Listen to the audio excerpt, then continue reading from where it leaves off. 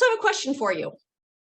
Do you have a belief or maybe several beliefs that say that the world should be a certain way? Do you have beliefs or a belief that things should be a certain way? Or how about, do you hold some beliefs or a belief that says this is the way your life should be or should not be? You know, holding those beliefs that there is a way things should be is one of the most common beliefs that as human beings that we all hold. But when things are not in the world like we think they should be, what happens then is we get frustrated. Sometimes we get angry.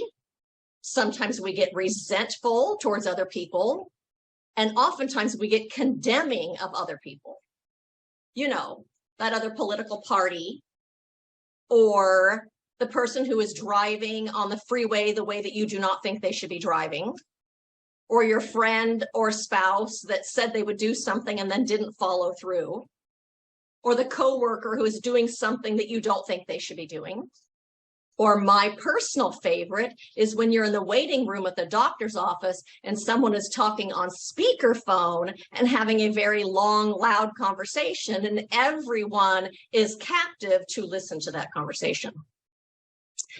And then, of course, whatever it is that is happening that we don't think it's happening the way that it should, if that person happens to be close to us, like your friend or your spouse or your neighbor, whoever it is, if they tend to be close to us, what happens then is we try to control them.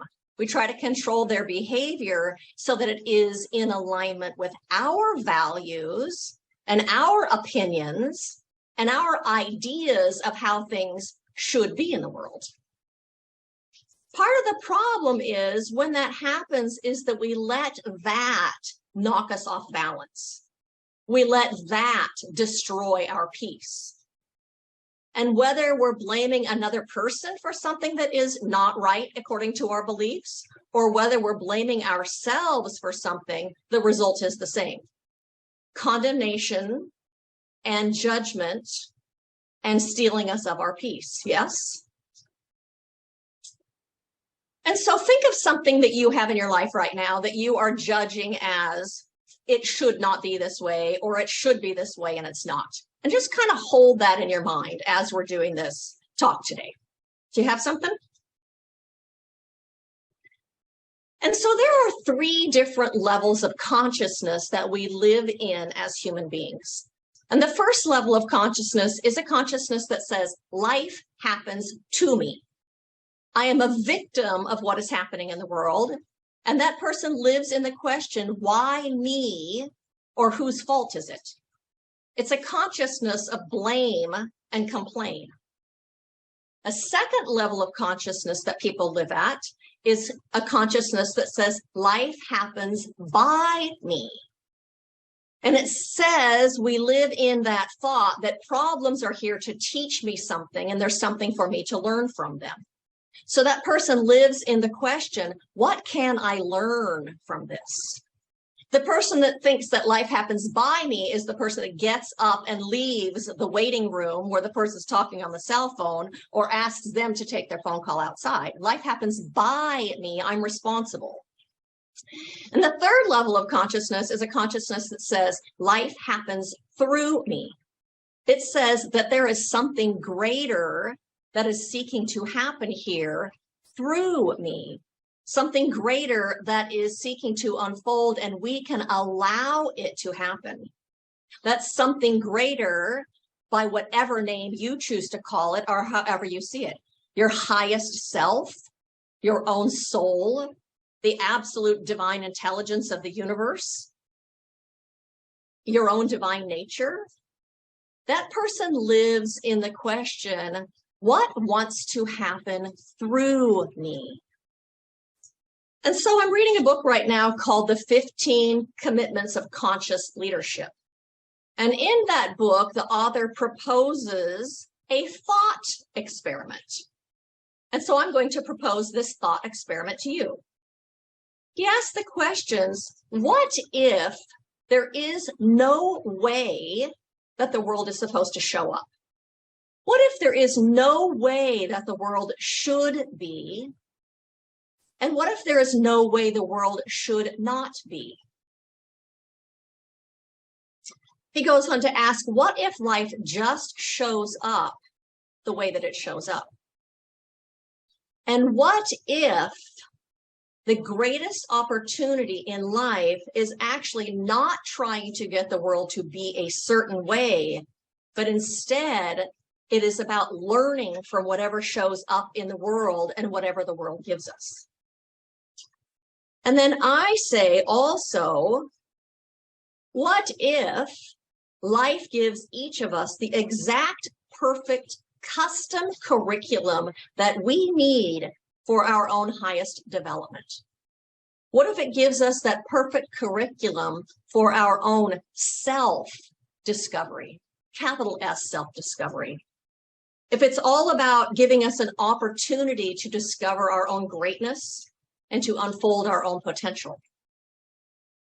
What if your neighbor, being a jerk, is really here to help you discover something in yourself?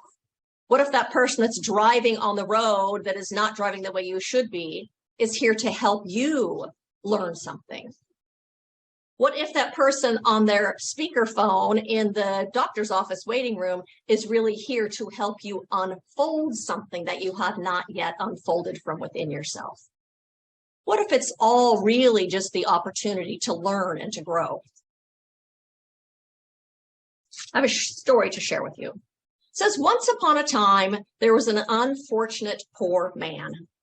His home was also very poor, a small, empty house where mice made their nests and spiders made their webs.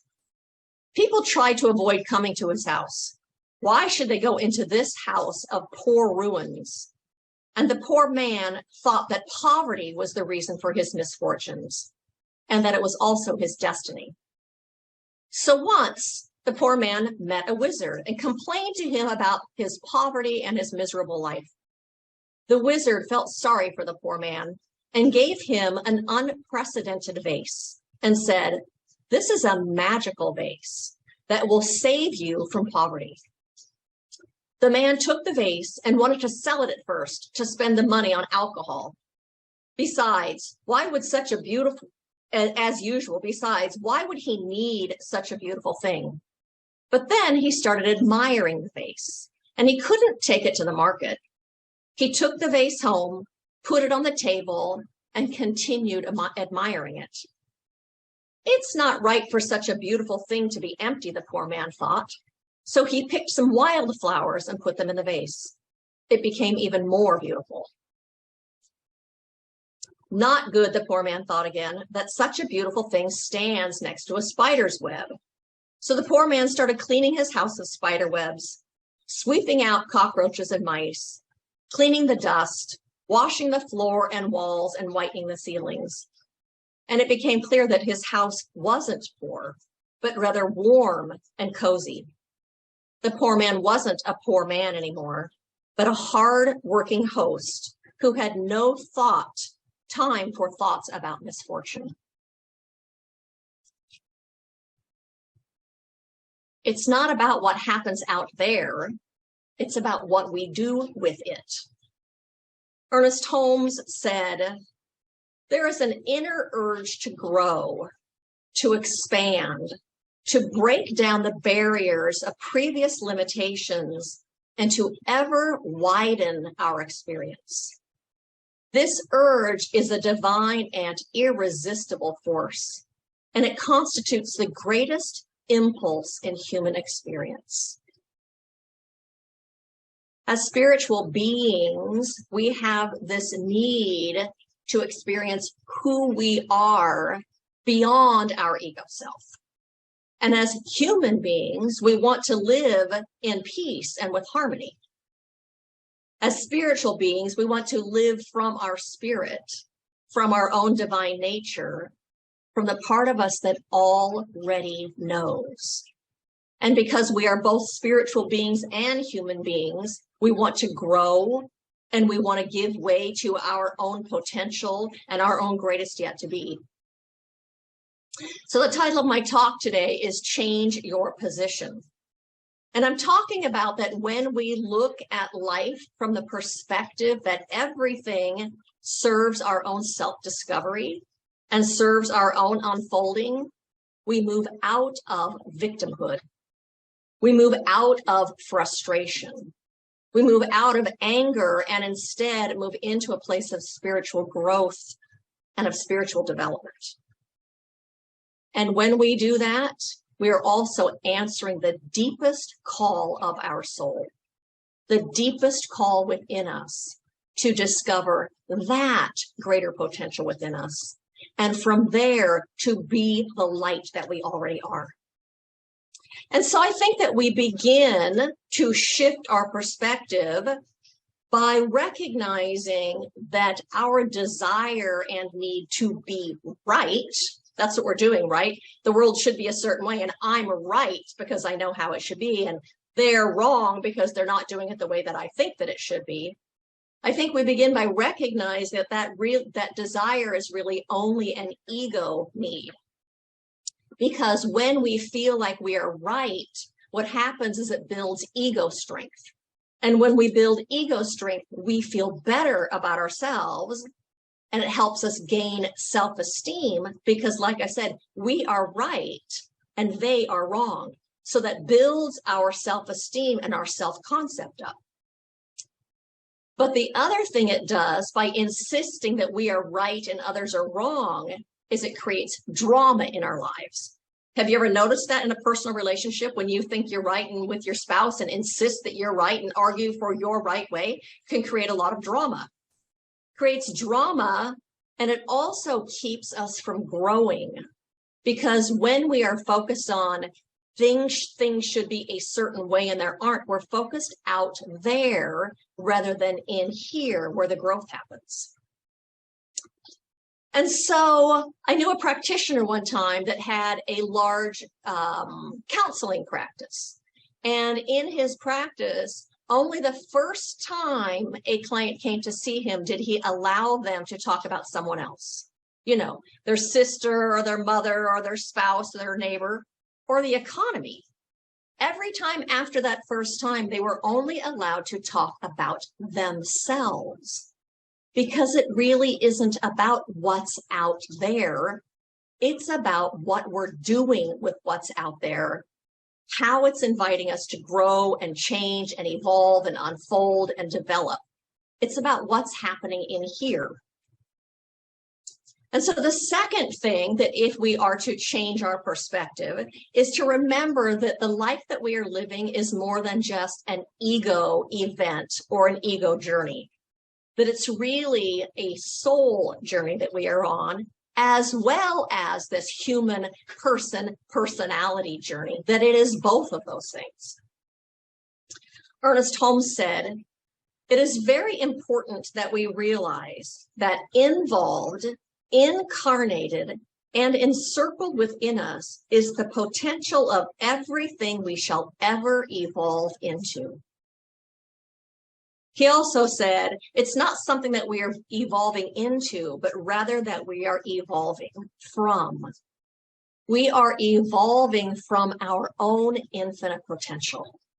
We are evolving from that which already exists within us before we even came to this planet. And that's what we're doing here. That's what we're doing here in this lifetime. And so the third thing that we do in order to shift our perspective is just to recognize that everything that shows up in our world and that shows up in our life is giving us an opportunity to discover something within us, to discover and then to become more of who we are as spiritual beings, to bring that forward. And so what if there is no way that things are supposed to be and not be? What if life just shows up as it is and life just is? You know, we had the experience recently at Wardlow Park where we've been meeting of our creamer coming up missing. And I think even at one point the coffee cups became missing and people got upset about it. And we all know that we had to enter through the back door of the building while they remodeled the bathrooms at Wardlow Park for 7 months. And we also know that we have about half the amount of people coming to Live Beyond Limits that were coming before the pandemic. What if there is no right or wrong way? What if there is no way any of those things are supposed to be? They just are. And then it's ours to decide what we're going to do with it, how we're going to grow from it, what we're going to bring forward as a result of it, what there is to discover, the something greater to discover within ourselves that we hadn't yet tapped into. What if there is no right or wrong? And what if you were to adopt that perspective? And so think of something in your life. It can be the thing you thought of earlier, or something else that you are judging or that you've been judging. That it should not be this way. There's a way that it should be and a way that it shouldn't be, and this is not it. And just hold that in mind, and I invite you to close your eyes for a moment. And holding that thing in mind, to ask yourself, what if there is no way this particular thing is supposed to be, and no way that it is not supposed to be? What will you do now?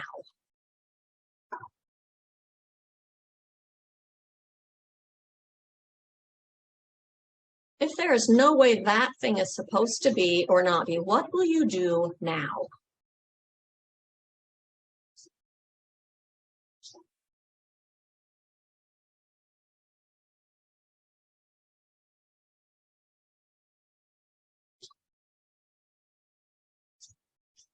And if you want to write that down, you can.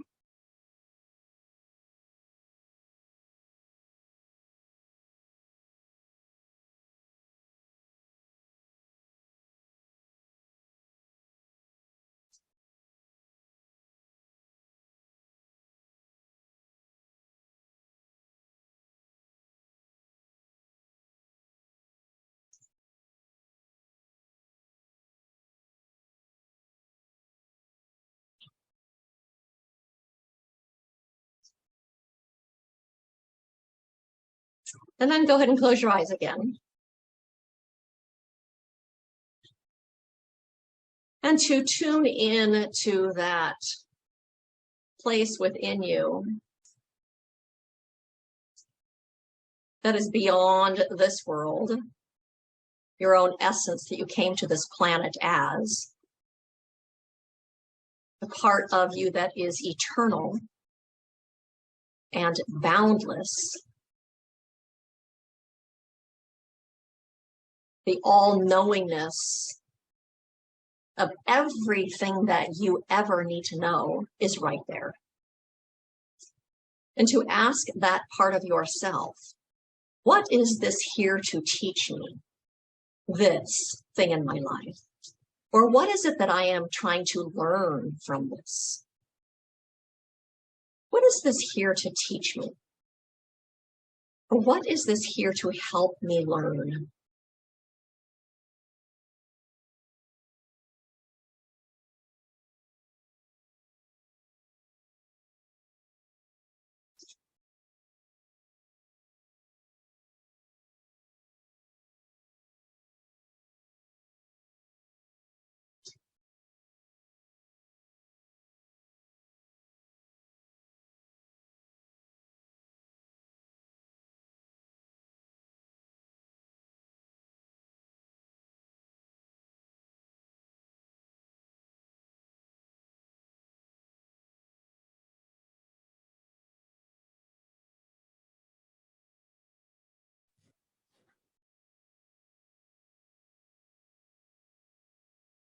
And then again, to close your eyes and to ask that same place within you, what is this here to help me discover? Or what is this calling forth from within me? What is this here to help me discover Or what is this calling forth from within me?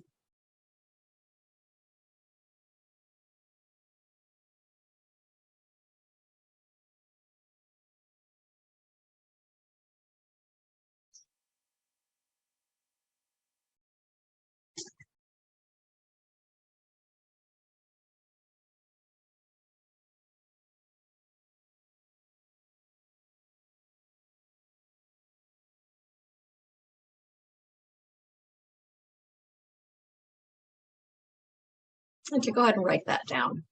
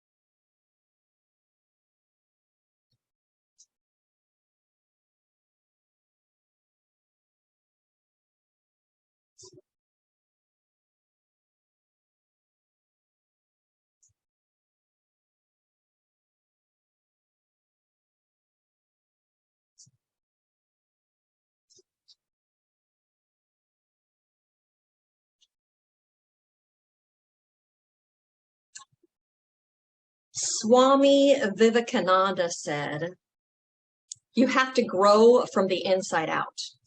None can teach you. None can make you spiritual. There is no other teacher beside your own soul.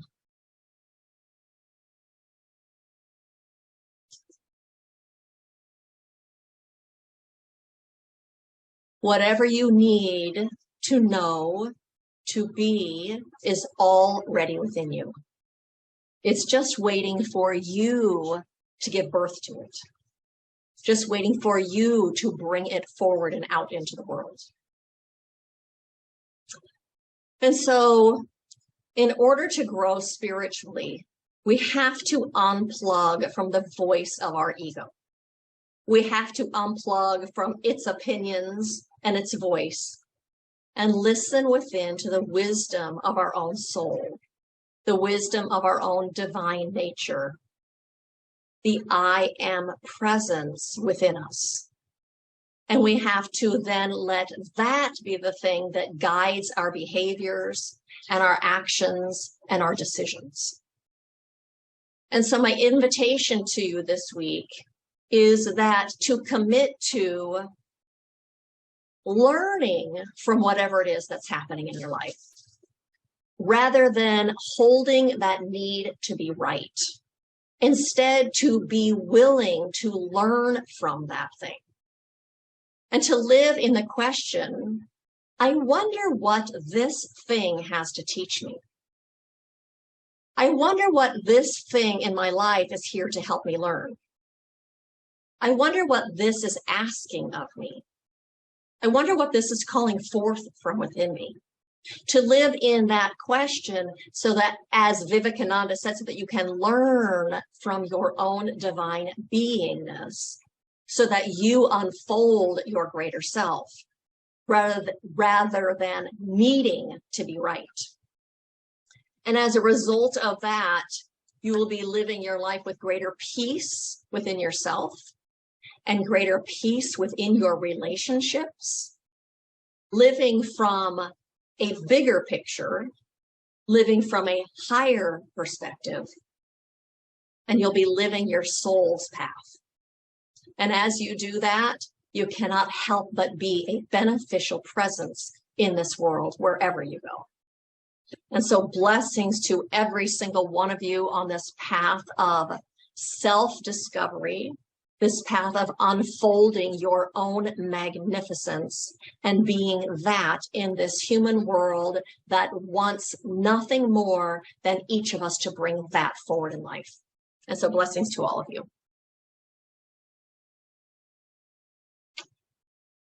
And so I invite you to join me in consciousness and in turning to the truth with a capital T. And so in turning to that truth, what I recognize is, by whatever name you call it, that infinite one, whether you call it mind or consciousness or spirit or Buddha mind, Allah, it doesn't matter, Christ consciousness, it is all the same thing. And it is always exactly right where we are. For it is this one that permeates everything that exists, that animates everything that exists, that is the very foundation of life and the energy of life itself. And being that that is true, there is no way we can ever be separate or apart from it. That intelligence that turns a tomato seed into a tomato plant is the same intelligence within us that is the very own nature of our beingness. It is that from which we have come, and it is that which we have shown up as on this planet. And so today I recognize and know that it is that presence that leads us and guides us on this path, that own innate knowingness, our own spirit that is unfolding itself through the challenges, through the questions, through the celebrations, through the joy, through the connections, through love, through all of it. For that is its nature to ever unfold in greater ways. And that is exactly what it seeks to do. And so today we align our thinking with that and allow that to be the thing that is happening in our lives. Growth and unfolding and discovering magnificence. And in that, we shine our light out into the world and become a blessing. And so I also speak this word right now for all of the people who have been experiencing loss, fires, floods, the people in Hawaii, the people who are experiencing this storm, wherever it is, recognizing also that the fullness of good is right where they are. That the good, that spirit is, the good that life is unfolding itself through all of the helpers, through all of the workers, through all of the volunteers, through everyone that is assisting, through neighbors and friends and strangers. And that love is being made real on this planet. That there is assistance and help, that every need is being met because there is already a presence to meet that need. And it is revealing itself. I speak this word for anyone who is experiencing loss, knowing that the healing balm of love right now, of fond memories, of care, is wrapping itself around each person. And the love and care of friends and others are wrapping itself around them. I know that spirit within each and every person is guiding them and directing them in ways that are safe and secure, that is happening. And of course, I also speak this word about every single politician, every single world leader, every single person that is making decisions that affect people, that they are also guided by this infinite intelligence, that it is the mind that they are using, and it reveals itself in ways that support the whole, support the best, support the good. For that power of good is the animating force of all of it. And so it is with a grateful heart that I release this prayer into that creative womb of the universe, knowing that it is unfolding itself all around us. And so today we just rest our hearts and minds in that truth. And in gratitude for all of that, I invite you to join me in saying, and so it is.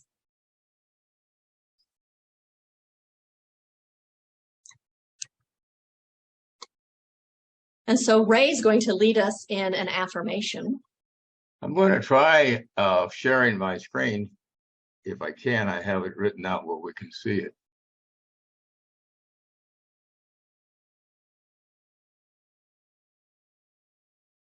There you go. It's there. You see it? Yes. Okay.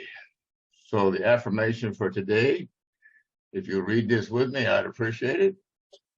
I commit to learning rather than needing to be right. I live in the question. I wonder what this is here to teach me. I wonder what this is here to help me discover. Everything is here for my unfoldment, and so it is. And so it is. And so a reminder to all of you that we are meeting in the park next week, next Sunday. We're having a picnic and service in the park. And Friday night is Rick Dale concert that Sharon and Joy Janes are hosting. It's going to be at Joy Jane's house at 7 o'clock, I think. Tickets are still on sale. Chris, unmute yourself. Okay. Are tickets $25? Yes. Tickets are $25. If you have not yet purchased a ticket and you would like to come, text me. You all have my phone number and I will hold a ticket for you. They need a count so they know how much food it's going to be. Concert, sing-along, and desserts, I think is what they're doing. 7 to 9. It's a 2-hour concert. So we'd love to see you there. And so that concludes this portion of our service.